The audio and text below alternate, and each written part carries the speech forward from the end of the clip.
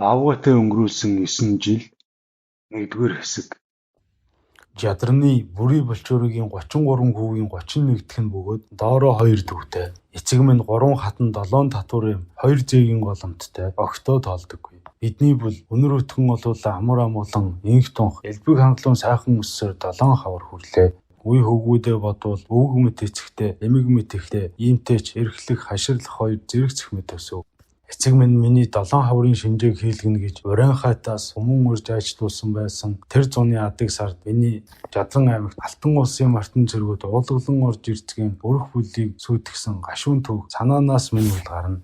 Тэнд ахуйд байсан ах нар дайсантай нөмгөн нүцгэн тулж эмс хүүхдүүдэд дөрвүүлэх гэж тэмцэлтэн ядан байхад баг ижийн намайг нэгэн сахал настанд цундлан өгч энэ чиний багш миний хүү сайтар үгэнд ороорой гэд настанд хондан эрх цаг ирлээ хүүг нутаг руугаа авч одогтун хэмээн хэлээд морийг ташуурдаад өөрөө аргаа үүрэн миний хойноос агтчид морь түргэж ирвээс би унан дутаан үтэр төрүүлээ дутаацгаа гэв.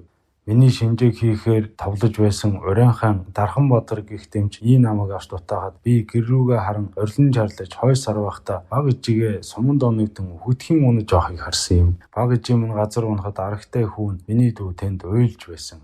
Түүнийг авъя гэж хашгиран тэмүүлсэн багш бүү эргэж хар чамайг гүйцээд ирнэ бити санаа зов зүгээр бүдрээд унчихсан байгаа үз одоохон босоод араас тухтаагаад ирнэ гэсээр намайг өөртөлсөн чигтээ дутаасан юм. Багш бидэн хэрвчийг зогсон хүлцэх бусдад тослохыг санах аваас их номтын суманд оногдож өхөө цайд аюул байх тул орны ирж автал элдв санахыг хориглохоос өөр аргагүй байсныг хожим би ухаарна.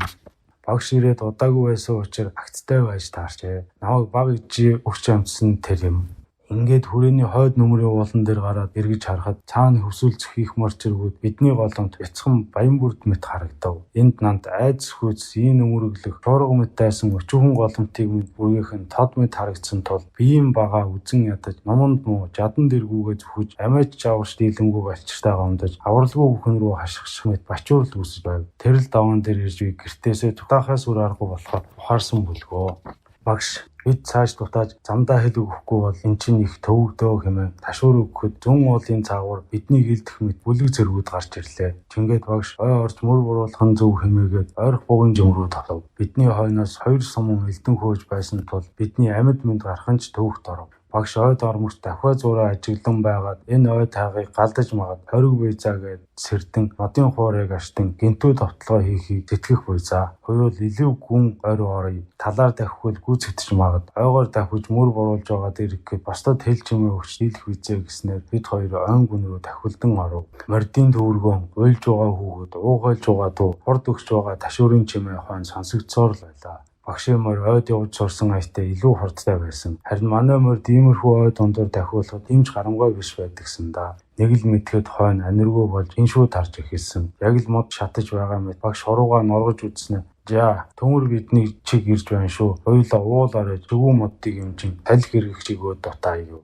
Тэнгүүл галын хаюул холуур буйзаа гэв. Ингэж л бид хоёр замаа алдах нь ихсэн юм да. Төмөрт авалцах гээд байсан болохоор цалих сүргэн давхсаар хойно чимээгүй утаагүй болоход тэгэн он цоорход ирсэн байлаа.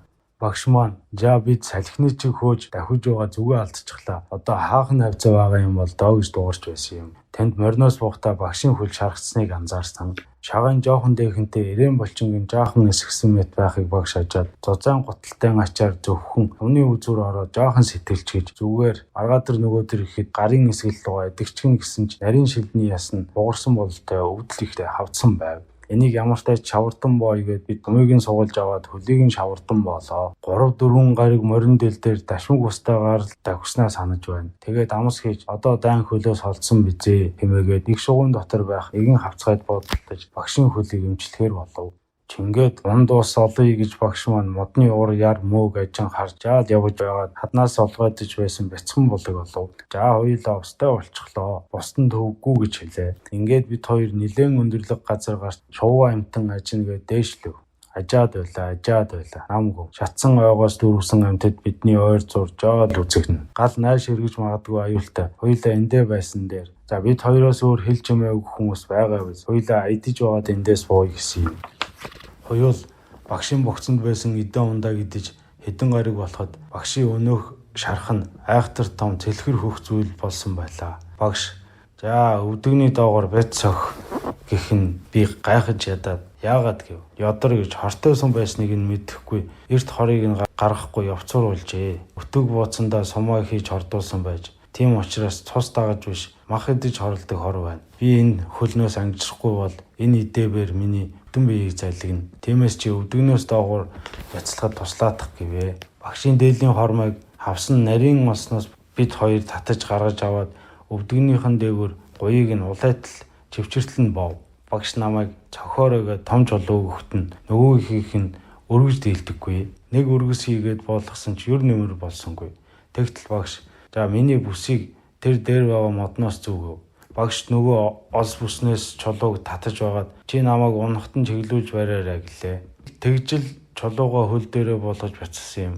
Хажууд гал түлж гисэн байв. Надад тутгаа өгөөд одоо олгойдож байгаа цустай газруудыг түлээх. Би хэлснээр нь олгойдод гарч байгаа 5-6 амин судсыг түлж болгоосны дараа багш өөрөө утгаа аваад бусад газрыг нэмж түлж мухарлаа. Багш маань одоо идэлчихгүй л байвал болно доо хэмээлээ. Ингэж л багш маань тэр дөрвөлгээс 7 гаригийн дараа хөлөө алдсан юм да. Багш маань ёрдөөсөн ясаа махаараа хомиж боож зангилчгаад хэрвээ энэ өвдөлтөөс болж миний ухаан санаа тэгш бос болбол хэцүүдэх нэ. Ямар ч тач төвчж байгаа дээрээ чамд нэг эрдэм заагаадах юм. Энд ойр зур идэх юм байгаа. Чи туулын баас олж чадна уу гэхэд нь үзэж байсан гэв. Тэгвэл түүнийг амдуулаад энэ зангийг тавьж байгаад олсон чагт занг тавихыг зааж өгөв. Чи одтой байл миний ухааныг олох биз. Одгүй байх юм бол энэ ойгоор татаад байгаа манан буухаар алтан гацсны эсрэг чигт эсвэл нар мандах чигт баримжаа аваад л яваад байдаг юм шүү. Уснаас ус хоорондоо хамгийн бэрх байдаг юм. Тиймээс нэг ус олдоод нөгөө усаа олтол заавал модон тэмдэг чагт тавьж яваарэ. Хэрвээ ус олохгүй бол байгаа газараа битгий солиороо гэж загсан юм. Дээлээ тайлж хормоогоо багш шиг цуглав. Цамц болтлоо 20 дуртавтар уц гарч ирэв. Дор нь туулайн занг тавиад зангаа иргэдгэл ажилтай болов.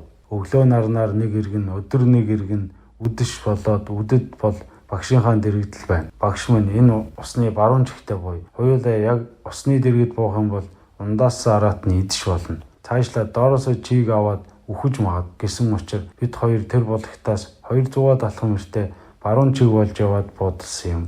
Багш өвдөлтөөсөө болоод ихээ халуун болж бас ухаан санаа үнэхээр манарч маш их яолж байсан. Яагаад хөлөө таслахтаа яолоогүй нэ түүний дараа яолоод байсныг нь би ойлгодоггүй байлаа.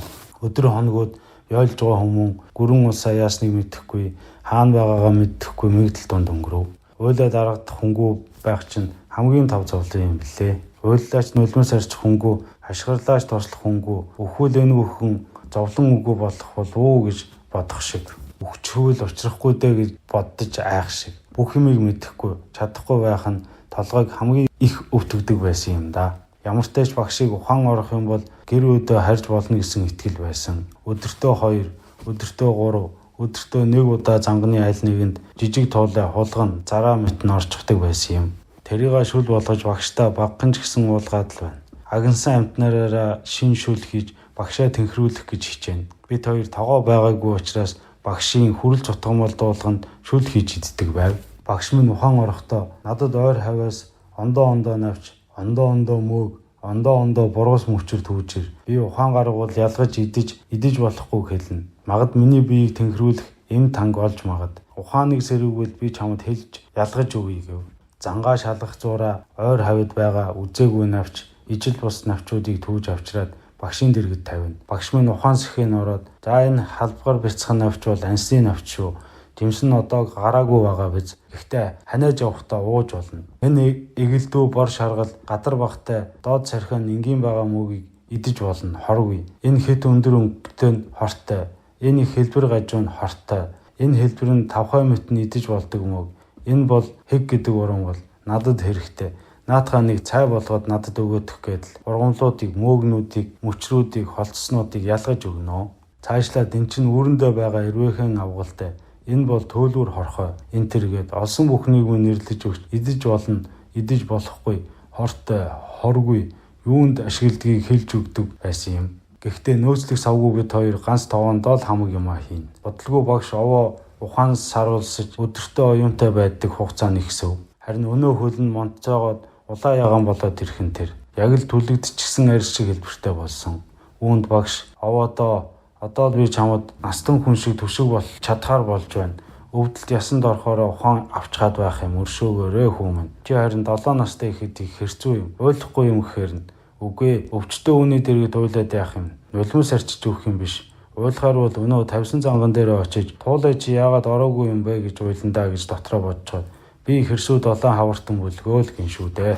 Магшиг ухаангүй байхад би морио алдчихгүй гэд заавал модноос үйдэг байсан юм. Тэгээд өлдөөхгүй тулд өглөө өдөр орой болгон ер нь нэг зангаас нөгөө зангаа шалах хугацаанд мориныхоо уяасыг өөр газар шилжүүлнэ. Орчин байнга ойр хавийнхаа өвс зүйлгийг идээд хоолцоод байсан учраас уяах газар нь бид хоёрын байцаас холдоод л бай. Багш ухаан цэлмэд наантай цаантай болсныгаа дараа морь яаж вэ аваад ирэх гэхээр нь морио авчиртал нэжгээд торчихсан чөдөрлөө жоохон тавьчих гин. Өмнө чөдөр тайлж байснаас чөдөрлөж бол үзээгүй тул яаж чөдөрлөгийг асууж учрыг нь олж байгаад чөдөрлөө тавьчихлаа. Хэтэрхий торчихсан бас ангачсан байна. Яаж өвчгээгүй юм гэж жаал зэм сонсмоор маягтай болчихсон. Багш хоргүй гэсэн мөгнүүдийг түүж хатаагаад хүнс хийхэд хэрэг болно. Мах бол амар муудна.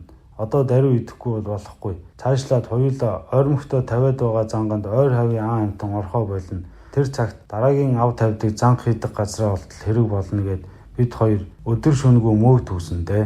Мөөг түүхдээ багшлуугаа яардаг хугацаа арай хол болсон учраас явдлаасаа холдож тэгж байгаад гүзэлзэгний талбай болов. Ид сайхан болчихсон, зарим нь бүр унчихсан. Өсөж байсныг хэлэх үү, өлмөн зэлмэндөө хонож байсныг хэлэх үү, шаваагаа хандл идээд цадсан чинь унтчихав. Ирсэн чинь үдш бүрийж байна. Сэрүү орохоор сэрж байхгүй юу? Сандраад л буцаад иртэл багш. За морио авчраараа ойрмогтой ууя гэв. Тэгээ морио хайгаад чөдөр чирэгцэн өвсийг нь дагсаар олтол байдаггүй. Идүүлч гэсэн байдаг юм. Үгүй ингэж өөр амтанд идүүлэх байсан бол би идэх байсан юм гэж бодсон шүү. 1-р хэсэг төгсөв.